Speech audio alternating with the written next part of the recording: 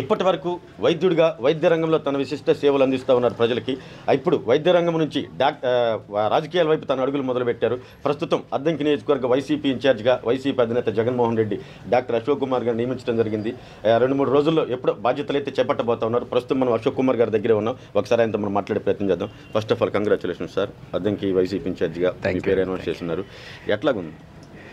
అంటే డెఫినెట్గా పార్టీలో జాయిన్ అయినటువంటి వెరీ షార్ట్ టైంలోనే జగన్మోహన్ రెడ్డి గారు నన్ను గుర్తించి ఈ పొజిషన్ ఇవ్వటం అనేది చాలా సంతోషంగా ఉందండి. ఆయన నా మీద పెట్టుకున్న నమ్మకాన్ని వమ్ము చేయకుండా డెఫినెట్గా ఆయన ఏ ఆశయం కోసం అయితే నన్ను అద్దంకి పంపిస్తున్నారో దాన్ని నెరవేరుస్తారని అనుకుంటున్నాను. ఇప్పుడు వైద్య రంగం అంతే దేవుళ్ళలాగా చూస్తారు డాక్టర్ని. రాజకీయాలు అంటే ఒకరికి ఇష్టంగా ఉంటే ఇంకొకరికి ఇష్టంగా ఉండదు. అట్లాంటిది వైద్య వృత్తిలో ఉన్న వాళ్ళు సౌమ్యంగా ఉంటారు సహజంగా డాక్టర్లు అనేవాళ్ళు. ఈ రాజకీయాలు రావాలన్న ఆలోచన అసలు మీకు ఎందుకు వచ్చింది? ఇది డెఫినెట్గా మా నాన్నగారు చాలా బలంగా ఉండేవాళ్ళండి.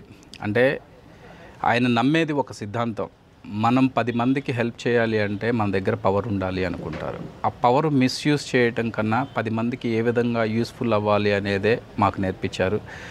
చదువుకున్నా కానీ మేము ప్రజలకు సేవ చేసినా కానీ డెఫినెట్గా రాజకీయాల్లో ఇంకా ముందు వెళ్ళి డెఫినెట్గా ప్రజలకి ఇంకా బలంగా సహాయం చేయాలనే కోరిక మీదే రాజకీయాల్లోకి వచ్చాం. ఇప్పుడు మీరు ఆల్రెడీ డాక్టర్గా ఉన్నారు.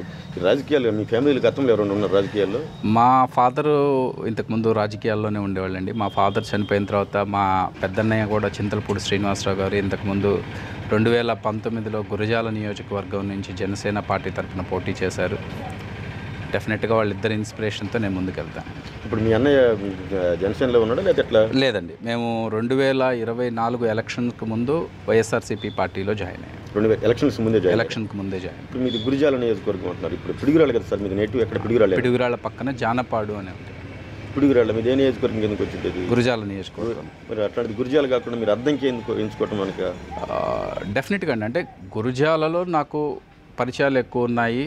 కానీ ఏంటంటే జగన్మోహన్ రెడ్డి గారు ఒక ఆశయం కోసం, అంటే అద్దంకి అనేది ఇప్పటివరకు కొంచెం అందని ద్రాక్షలాగా అటు ఇటు ఊగుతూ ఉంది.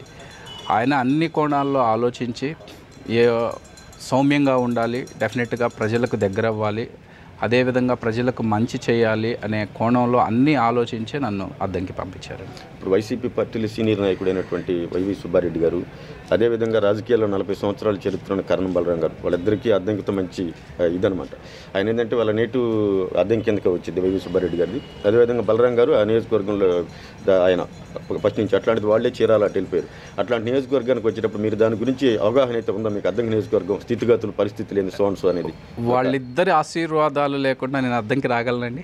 డెఫినెట్గా వైవి సుబ్బారెడ్డి గారిది, పెద్ద ఆయన కరణం బలరాం గారి ఇద్దరి ఆశీస్సులతోనే నేను ఇక్కడికి వస్తున్నాను. కలిసారా? వాళ్ళని మాట్లాడారా?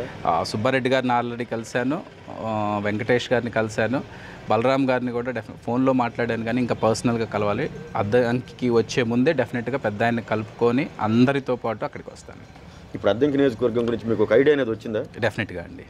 దాని గురించి మీరు ఏమనుకుంటున్నారు? అసలు నియోజకవర్గంలో ఎక్కువగా ఉన్నటువంటి అక్కడ ఉన్నటువంటి ప్రాబ్లమ్స్ మీ దృష్టికి మీ నాయకులు ఎవరైనా తీసుకొచ్చారా? ఫలానా మేజర్ అంటే ఎక్కడైనా ఒక్కటేనండి, అంటే మనం ముందుకెళ్తున్నామా, మనం వెనకబడి ఉన్నామా అనేది 2 రంగాలను నేను చూసి నేర్చుకుంటాను. ఒకటి విద్య, 2 వైద్యం. అద్దంకి నియోజకవర్గంలో డెఫినెట్గా విద్య, వైద్యం అనేది చాలా వెనుకపాటుతనంలో ఉందండి. ఒక మంచి అవకాశం వస్తే కనుక ఆ రెండింటిని ఏ విధంగా మంచి సముచిత స్థానానికి తీసుకెళ్తానో నేను చూపిస్తానంటే. ఇప్పుడు అద్దంకి నియోజకవర్గం అనేది వైసీపీ పార్టీ ఆవిర్భావం నుంచి ఇంతవరకు అక్కడ వైసీపీ అనేది బోని కొట్ల.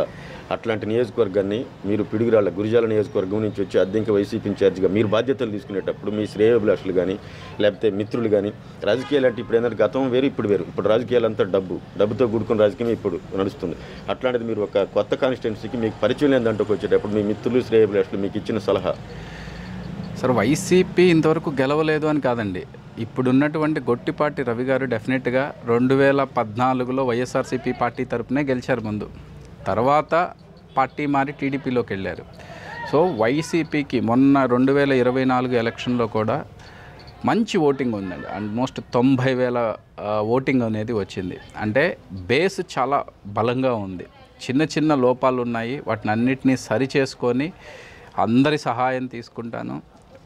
ఇంతకుముందు పోటీ చేసినటువంటి హనిమిరెడ్డి అన్నది కానివ్వండి, వైవి సుబ్బారెడ్డి గారు కానివ్వండి, కన్నం బలరాం గారు కానివ్వండి, అధ్యక్షులు వారు మేరుగు నాగార్జున గారు కానివ్వండి, ఎక్స్ఎంపీ గారు కానివ్వండి, ప్రతి ఒక్కళ్ళది అందరి సలహాలు సపోర్ట్ తీసుకొని నేను ముందుకెళ్తాను.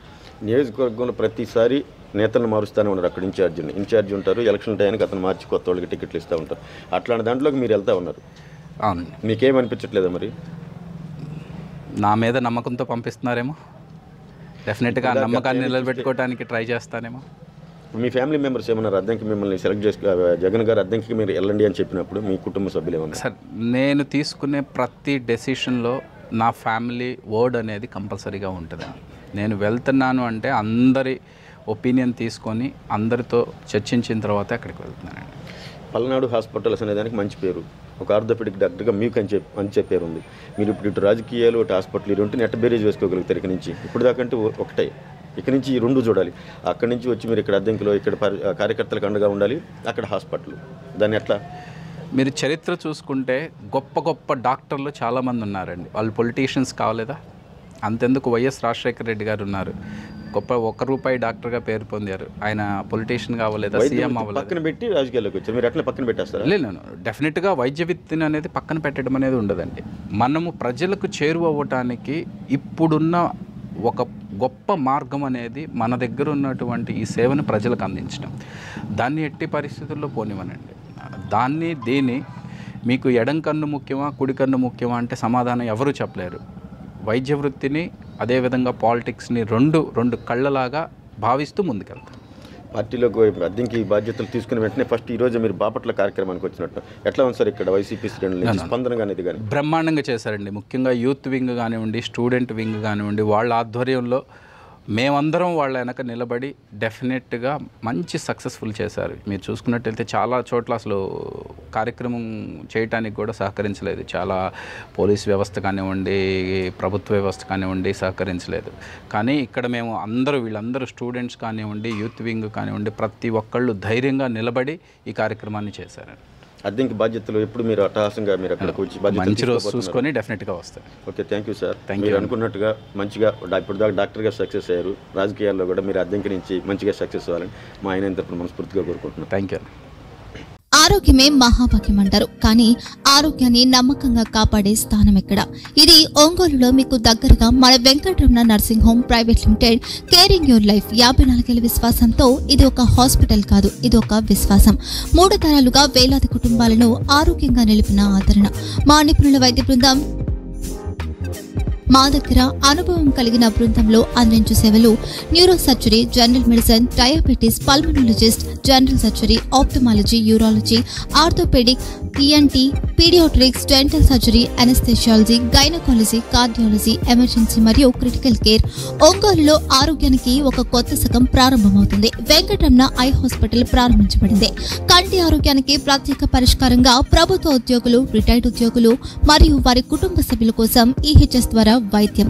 క్యాష్లెస్ సేవలు Medi Assist, Star, GHPL, Aditya Birla, Bajaj Allianz మరియు ఇతర ప్రముఖ హెల్త్ స్కీమ్లు అందుబాటులో ఉన్నాయి. ఆరోగ్యశ్రీ, డాక్టర్ NTR వైద్య సేవా నిధి అందుబాటులో ఉన్నాయి. చిరునామా RTC బస్ స్టాండ్ ఎదురుగా, Kurnool road, Ongole. Phone number 08592282623, cell number 9100679099, eye hospital number 9866484770, website www.venkatramanarsinghome.com, Facebook www.facebook.com/VKRNH. Venkataramana nursing home, 3 తరాల విశ్వాసం, నూతనతతో కూడిన సేవ. మేము కేవలం చికిత్స చేయము, మేము శ్రద్ధ వహిస్తాం, పరిరక్షిస్తాం. సేవ చేయడం మాకు ధ్యేయం.